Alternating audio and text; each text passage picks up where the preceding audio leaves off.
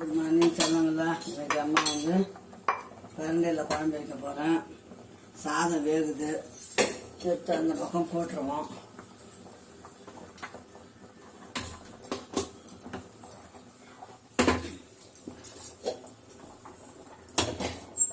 அப்படியே காயிட்டோம்.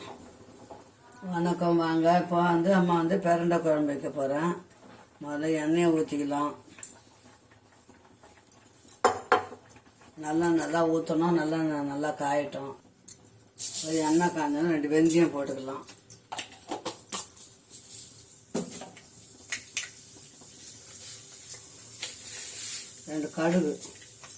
கடுகு வெந்தயம் கண்டிப்பாக போடணும். நல்லா பொரியட்டும். ஒரு 10-15 நாட்டு வெங்காயம், 100 கிராம் வெங்காயம் நாட்டு வெங்காயம் கட் பண்ணி வச்சுக்கிறேன். அப்புறம் ஒரு 2 கட்டி பூண்டு,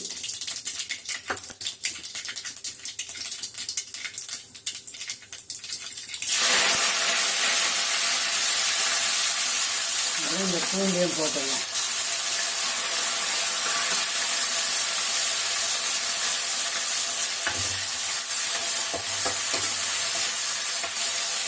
நல்லா வதங்கட்டும். கரலையை க்ளீன் பண்ணி இந்த மாதிரி பொடியாக அரிஞ்சு வச்சுங்க, அதையும் போட்டுக்கலாம்.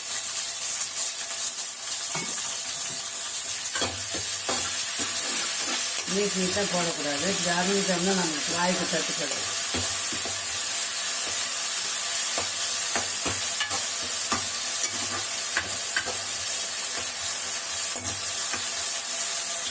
நல்லா வெங்காயம் வதங்கணும். அம்மா எப்போவுமே ஆரோக்கியமான உணவு தான் செய்வேன். உடம்புக்கும் நல்லதுங்க. பிரண்டை அவ்வளோ மூலிகை பொருள் இருக்குது, அதில் மருத்துவம் அதிகமாக இருக்குது. சாப்பிடுங்க, எல்லோரும் நல்லா இருக்கணும். தான் நல்லா இருக்கும். தக்காளி வந்து 3 தக்காளி, சின்ன தக்காளி தான் 3 போட்டுக்கணும்.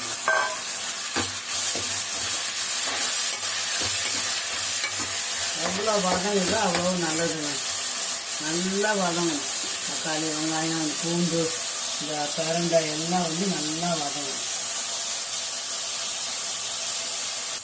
இப்போ நம்ம போட்ட பிரண்டையே காணும் பாருங்கள், ஃபுல்லாக வதங்கிச்சு. நல்லா வதங்கிச்சிங்களா? இப்போ ஒரு 2 ஸ்பூன் மிளகாத்தூள்,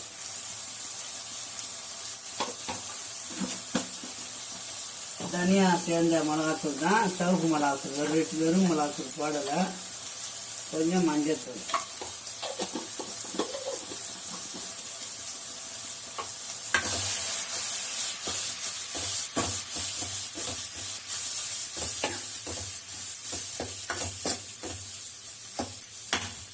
இப்போ நம்ம தக்காளி சைஸ் புளி கரைச்சி வச்சுக்கலாம், அதை ஊற்றிக்கலாம்.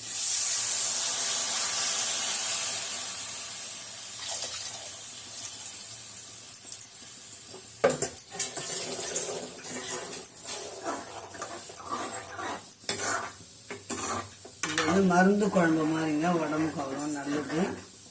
அப்பப்போ வாரத்தில் ஒரு முறையாக செஞ்சு சாப்பிடுங்க. எல்லா வலிக்கும் நல்லதுங்க. முதுகு வலி, மூட்டு வலி, உடம்பு வலி எல்லாத்துக்கும் நல்லது. பூதா பார்த்துக்கலாம். உப்பு கொஞ்சம் கம்மியாகுது.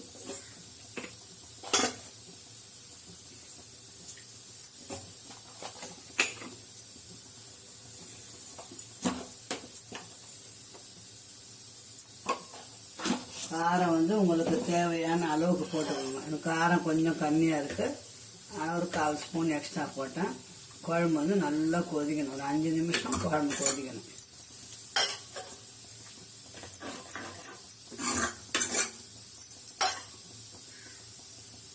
குழம்பு தட்டு போட்டு மூடிட்டேன். நல்லா கொதிக்கிட்டோம். இப்போ 2 கேரட் இதை பாருங்க அரிஞ்சு வச்சுட்டேன். அதுக்கு தகுந்த ஒரே ஒரு தேங்காய் பத்தை, ஒரு பச்சை மிளகாய், ஒரு 4 பல்லு பூண்டு, சீரகம். இதை வந்து மிக்சியில் குறைப்பாக அரைச்சிக்கணும். 2 நிமிஷத்தில் பொரியலும் ரெடி ஆகிடும். இப்போ குழம்பு நல்லா கொதிக்குது. சுண்டைக்காய் குழம்பு, பிரண்டை குழம்புலாம் வச்சுருவாங்க. ஒரே புளியாமடை சேர்த்து வெல்லம் போடணும்.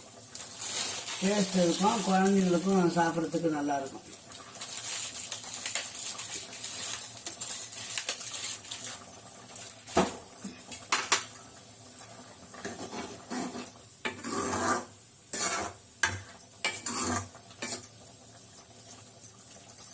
இன்னும் கொஞ்சம் நேரம் குழம்பு கொதிக்கிட்டோம், இறக்கிடலாம்.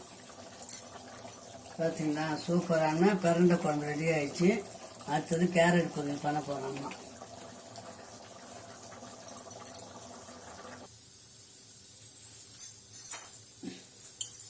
இப்போ கேரட் பொரியலுக்கு எண்ணெய் ஒரு 2 ஸ்பூன் ஊற்றிக்கலாம்.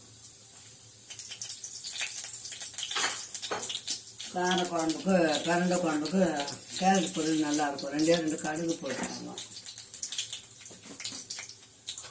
2 உளுத்தம்பருப்பு,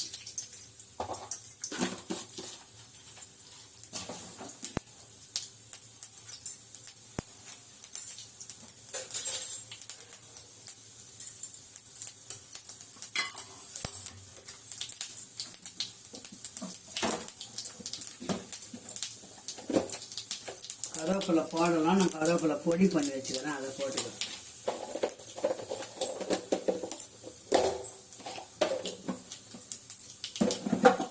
அப்புறம் இந்த கேரட்டை போட்டுக்கிறேன்.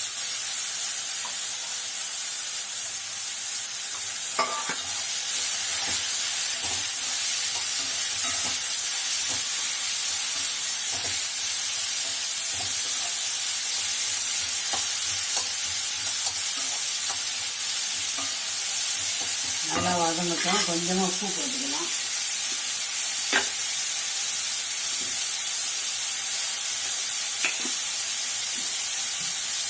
தேங்காய், சீரகம், பூண்டு, பச்சை மிளகாய் இதை வந்து இதில் போட்டுக்கலாம்.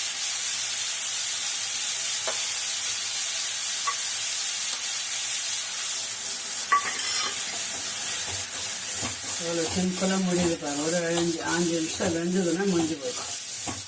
கேரட் பொரியல் ரெடி. சூப்பராக இருக்கும். சிம்பிளாக செய்வோம். அந்த டேஸ்ட்டு நல்லாயிருக்கும். அந்த தேங்காய், சீரகம், பூண்டு, பச்சை மிளகாய் போடுறோம் பார்த்தீங்களா, அதுதான் டேஸ்ட்டு அதிகமாக இருக்கும். நல்லா வேகட்டும் பிள்ளைங்களா. இன்றைக்கி பாருங்கள், சாதம் வச்சாச்சு, பிரண்டை குழம்பு செய்துட்டோம். இப்போ கேரட் பொரியல் முடிஞ்சிட்டு வச்சுருங்க. உங்களுக்கு பிடிச்சமான குழம்பு எதுனாலும் சொல்லுங்கள், அம்மா செஞ்சு காட்டுறேன். ஓகே, பாய் சொல்லுங்களா. மீண்டும் ஒரு நல்ல வீடியோவில் சந்திக்கலாம். பாய் பாய் சொல்லுங்களா. குழம்பு வச்சாச்சு, இட்லி ஊற்றிருக்குறோம். பிரண்டை குழம்பு உடம்புக்கு நல்லது. மறுபடியும் சொல்கிறேன், நல்லா செஞ்சு சூப்பராக சாப்பிடுங்க. உடம்புக்கு ஆரோக்கியமான பொருளுங்க. ஓகே, பாய் சொல்லுங்களா. வாரத்துக்கு ஒரு முறையாச்சும் செஞ்சு சாப்பிடுங்க. அம்மா இவ்வளோ வயசுக்கும் கஷ்டப்படுறாங்கன்னா அந்த பிரண்டை குழம்பு நல்லா சாப்பிடுவோம் நாங்கள். ஓகே, பாய்.